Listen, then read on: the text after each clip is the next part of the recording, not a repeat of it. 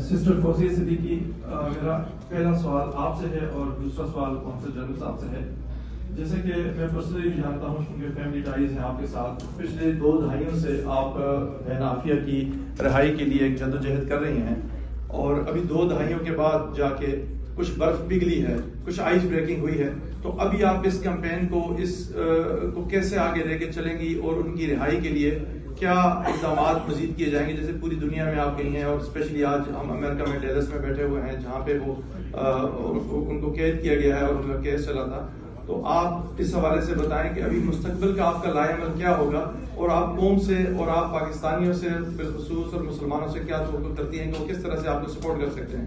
اور میرا دوسرا سوال جو ہے وہ قونصل جنرل صاحب سے ہے کہ جس طرح پچھلی 2 دہائیوں میں کئی حکومتیں آئیں اور گئیں، اور عافیہ رہائی مہم کے حوالے سے حکومتوں سے سوال ہوتے رہے، وزراء اعظم سے سوال ہوتے رہے، لیکن پہلی دفعہ ہم نے دیکھا ہے کہ وزیر اعظم صاحب نے سنجیدگی سے اس پہ کام کیا، اس موومنٹ نے اپنا ایک کردار ادا کیا اور ان کو مجبور کیا کہ وہ ہماری اس بہن کے لیے، اس مسلمان بہن کے لیے آواز اٹھائیں، اور انہوں نے کچھ کیا. تو مستقبل میں ہم کیا سمجھتے ہیں کہ حکومت پاکستان چاہے وہ کسی بھی پارٹی کی ہو، وہ کس طرح سے اس کیس کو ٹیک اپ کرے گی اور ہماری اس بہن کی رہائی کے لیے کیسے کردار ادا کرے گی تاکہ یہ ایک ٹیسٹ کیس بن سکے اور آئندہ کے لیے کوئی ایسا دوسرا واقعہ رونما ہو سکے. سسٹر فوزیہ، جیسے کہ آپ جانتی ہیں کہ پورا پاکستان ہمارا ڈویژن سسٹر عافیہ کی رہائی کے لیے ہمیشہ پروٹیسٹ بھی کرتا ہے، مطالبہ بھی کرتا ہے. میں چاہتا ہوں کہ آپ ڈسٹرکٹ مانسر اور بالعموم ہزارہ ڈویژن کے عوام کے لیے کوئی پیغام دیں کہ آپ ان کی رہائی کے لیے کیا توقع رکھتی ہے اور کیا ان کو پیغام دینا چاہتی ہیں. جی بسم اللہ. دیکھیں، ہمارے وکلا ابھی اللہ تعالیٰ نے 20 سال کے بعد ملاقات کروائی ہے. ہمارے وکلا یہ کہتے ہیں عافیہ کی رہائی کی کنجی اسلام آباد میں پڑی ہے.